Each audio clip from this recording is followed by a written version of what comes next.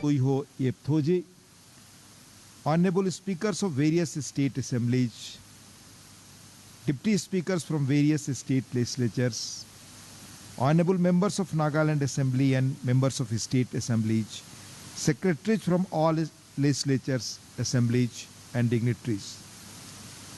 It gives me a deep sense of fulfillment to address this August gathering at the closing ceremony of the 22nd Annual CPA India Region Zone 3rd Conference here in the beautiful city of Kohima.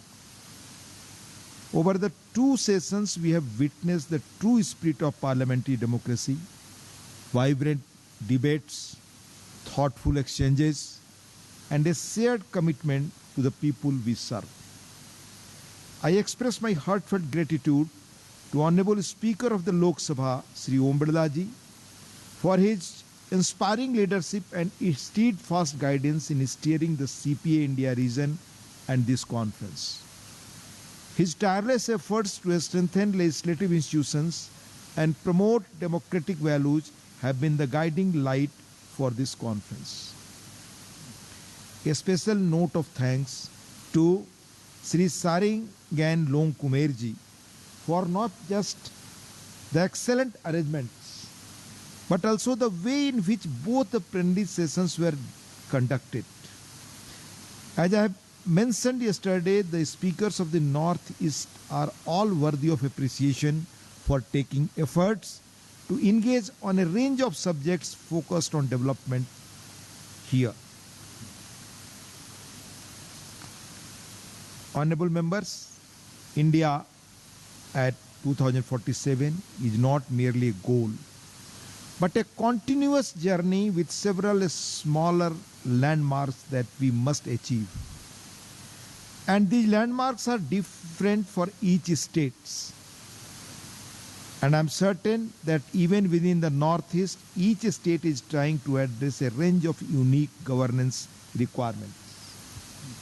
Yesterday, during the plenary session 1, 9 members across 7 states shared several valuable insights, and our Honorable Speaker from Assam, Biswajit Damre ji, I am fortunate that way. He has been my esteemed colleague in Rajya Sabha once.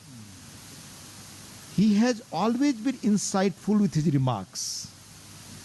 He made a critical point about creating more awareness about what Viksit Bharat means at the constituency level. And this is very important from my point of view, is speaking to entrepreneurs, farmers, common people, because as we go along, our economy is transforming. The jobs that we have today will evolve tomorrow. This is the dynamics of change and fact of life. Therefore, while legislature sets the stage for laws and policies, as elected representatives, it is our responsibility in managing the socio-economic transition.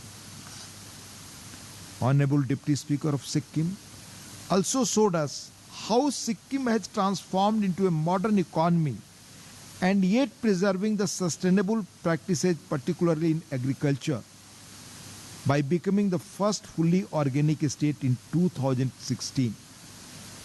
And to this process, it has contributed significantly to India's sustainable development goals.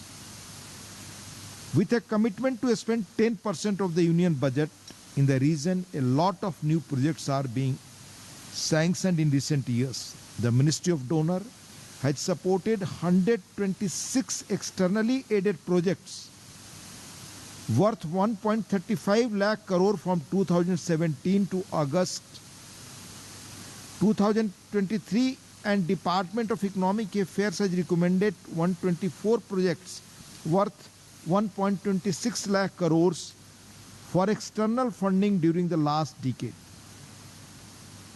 To ensure that the intent is implemented in practice, the state government and legislatures too have a key role to play. Legislatures must ensure that there is accountability and monitoring of the execution on the ground. As Honorable Meghalaya Speaker Sangma ji mentioned yesterday, removing inefficiencies in laws Particularly in land labor, promoting inclusive development can go a long way in building investor confidence and attracting more capital. The important thing is that after sanction of the project, it must be implemented within the stipulated times. Otherwise, it creates a lot of challenges. And to attract investors and investment, you require all these things which Honorable Speaker Meghalaya mentioned yesterday. There were several such valuable insights shared by members, honorable speakers. In this context, I would urge every legislature to hold an annual discussion in the Assembly on Viksit Bharat. The focus must be on routinely reviewing policies that are key to unlocking long-term development. The improved infrastructure, the focus on agro-processing in recent years, the rise in ecotourism has already shown promising results in growth rates here. And Honorable Prime Minister too has regularly emphasized that development in Northeast is central to Act East policy. One of the essence across various speeches was also the importance of technology, innovation and investing in research. This will play a key role in finding solutions to complex governance challenges and also aid the growth aspirations. Honorable Speaker from Mizoram also highlighted this yesterday. The legislatures here have always had a progressive outlook towards adopting technology and innovation. And yesterday I mentioned the modern techniques and digitalization undertaken by Honorable Speaker of Nagaland. Alongside development, there are various limitations too. The Honorable Chief Minister mentioned yesterday that the Northeast has a unique challenge where nature has showered it with rich natural resources, but there are a range of limitations in utilizing it for commercial purpose. The dialogue to protect the environment and address emerging concerns must be a continuous discussion over the next decade. My experience of visiting the Khonoma village yesterday, the historical place, showed what living sustainability actually looks like.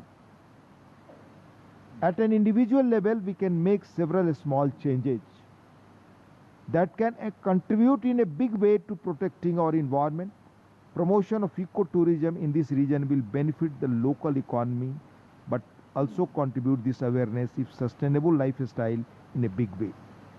However, on larger level, legislatures have a key role in planning for structural shifts caused by climate change.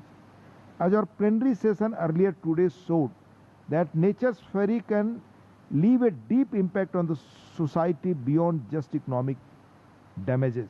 Therefore, we must continue our efforts to not just adapt the changing climate, but also work towards preventing future damages. And conferences like these are an important platform to build consensus and act with a coherent vision. We must resolve to strengthen regional cooperation, share our best practices, and ensure that the laws we frame translate swiftly into outcomes. Let us remember that the strength of our democracy lies not only in the laws we make, but in the sincerity with which we uphold the trust of the people. Before I conclude, I extend my heartfelt thanks again to our gracious hosts, the Nagaland Legislative Assembly and the people of Nagaland for their exceptional hospitality and impeccable arrangements. I must also mention that while visiting the stalls yesterday, while inaugurating the session, one can realize the potential that Nagaland has in further expanding the market for its products.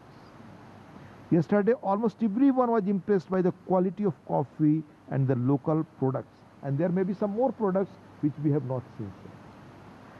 The warmth and generosity with which every delegate has been received reflect the true spirit of this land. I also commend Sri Saringan Longkumerji and his team for their meticulous planning, seamless coordination, and the wonderful cultural experiences that made his conference truly memorable. I thank the Honorable Chief Minister for being a wonderful host last evening and all the support to make this conference successful. I must also thank the Secretariat officers of the Nagaland Assembly, the Nagaland government, and all the media persons who covered the event. I also wish the administration best for the upcoming Hornbill Festival that has not only attracted tourism from different parts of the country but also created more awareness of the Naga culture and its rich, glorious past and history. Thank you. Jai Hind. Namaskar.